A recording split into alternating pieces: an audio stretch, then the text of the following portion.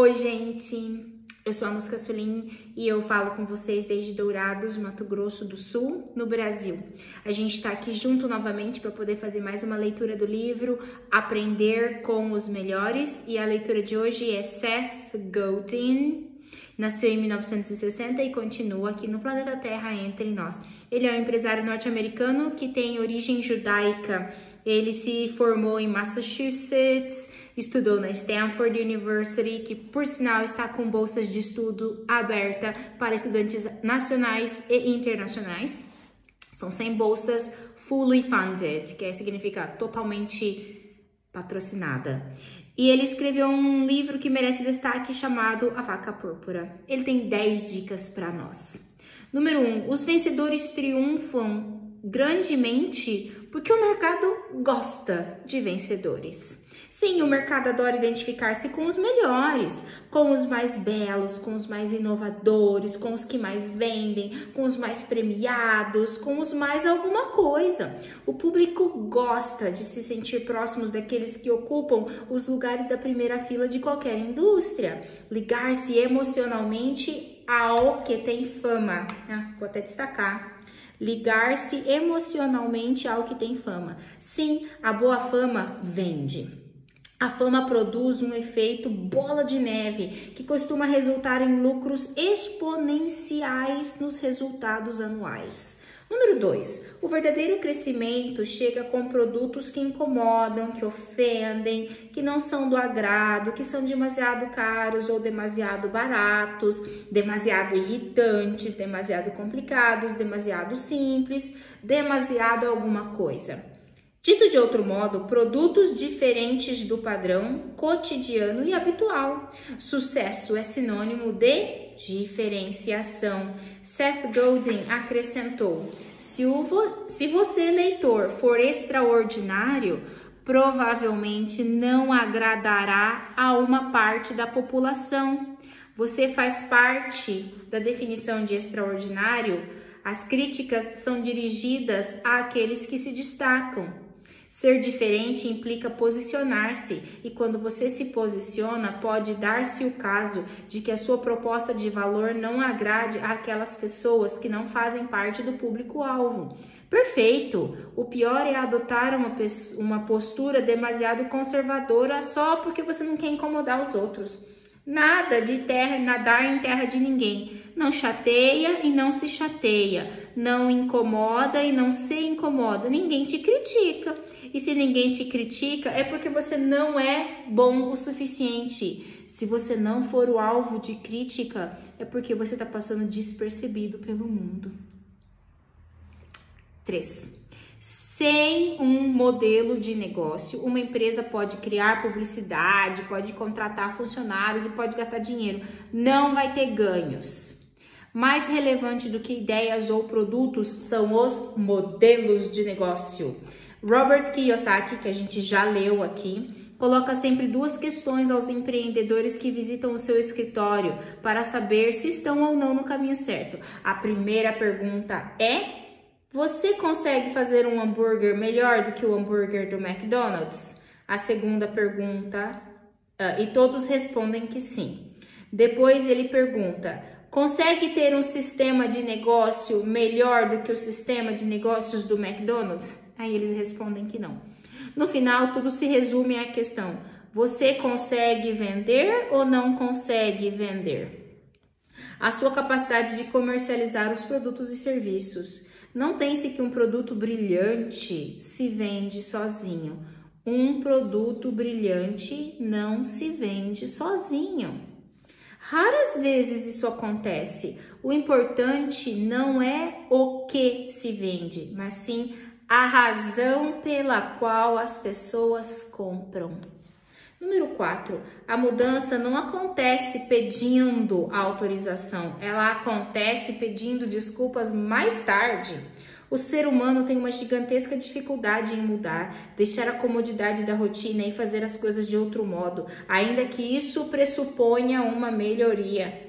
Abandonar o piloto automático e entrar numa zona desconhecida coloca-nos na defensiva entre as coisas, porque provoca uma determinada tensão perante o novo, que não é fácil de assimilar. Por isso, muitas vezes, os líderes são obrigados a agir sem autorização. Agir sem autorização, arrastando a equipe para onde eles mesmos não tiveram coragem de ir. E depois, se tiverem de pedir desculpas, eles pedem. 5. Enquanto você continua a dizer o fracasso não é uma opção, continuará a dizer a inovação não é uma opção. É preciso disparar muitas vezes até que você consiga ajustar o tiro com precisão. Nossa, nem me fale, isso é muito verdade. A escola aqui já tem 11 anos e ainda tem coisa que eu preciso aprender e é na base da tentativa e erro, viu, gente? Fica a dica. Só é possível através de uma fórmula, tentativa e erro. Isso que eu nem tinha lido ainda isso.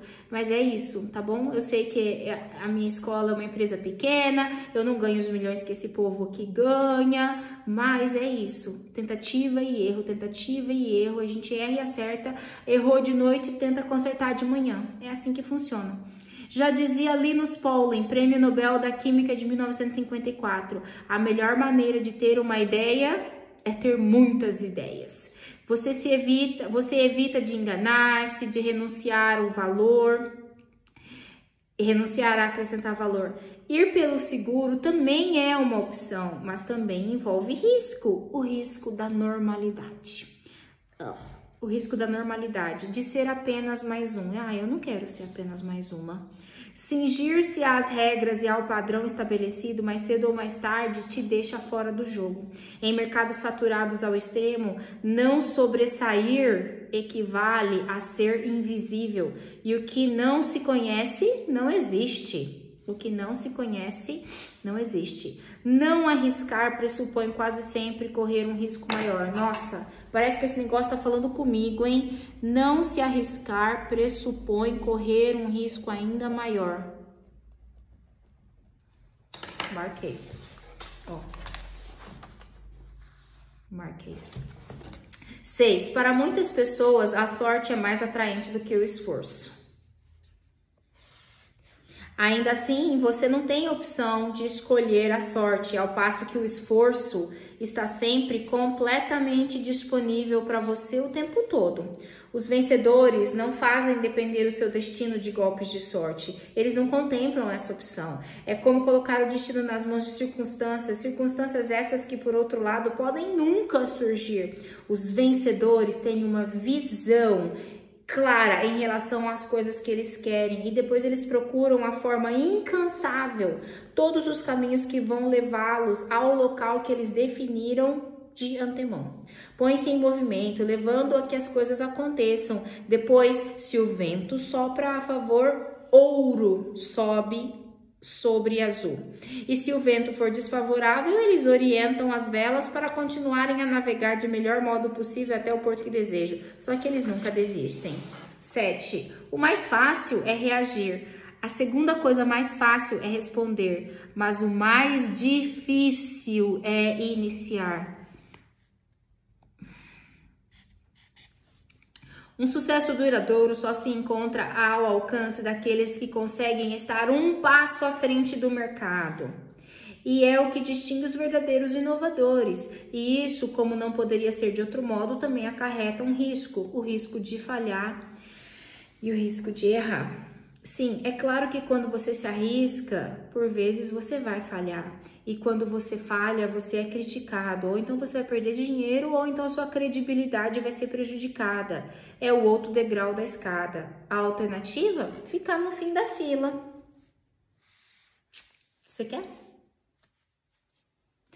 Muitas profissões e muitos mercados tiram proveito de quem se dá por vencido. A sociedade pressupõe que você desistirá. De fato, as empresas e as organizações contam com isso. Assim acontece com muita frequência, e essa frequência é tanto maior quanto mais difíceis forem os desafios. O sucesso é uma questão de perseverar quando os outros desistem. Sucesso é perseverar quando os outros desistem.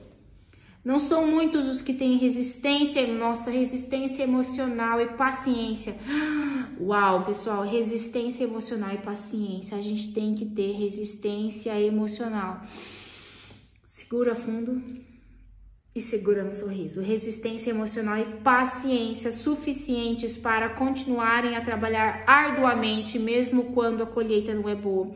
A grande maioria desiste do desafio e deixa o caminho livre para aquelas pessoas que seguem atrás, aquelas pessoas que no final acabam por conseguir a fatia do bolo que elas querem conseguir. Não desista. O melhor momento era o ano passado. O segundo melhor momento é agora. Há uma característica que define os melhores: a velocidade de ação, a agilidade de resposta, a rapidez na execução. Você tende a agir, apesar do medo, apesar dos inconvenientes, apesar das rejeições, apesar das incertezas, apesar de tudo. Muitas empresas vêm-se obrigadas a fechar as portas porque demoraram para reagir. Quando você percebe que o que caiu em cima de você, já não tem mais tempo para você manobrar. Dica 10. O seu posto de trabalho não é o trabalho. O que você faz a partir do coração e da alma, que é o seu trabalho. Você não é o cargo que você tem no seu cartão de visita. Isso é um episódio anedótico. Você é aquilo em que você coloca a sua energia, o seu compromisso, pelo que é aí que existe uma oportunidade de marcar a diferença, de dar uma contribuição que o mercado possa reconhecer. É a essa vocação que você tem que dar ouvido e forma. É a ela que você tem de embrulhar bem e valorizar para que o mercado reconheça e compre. Disse o diretor da orquestra argentino Ángel Mahler. O talento tem a ver com o prazer.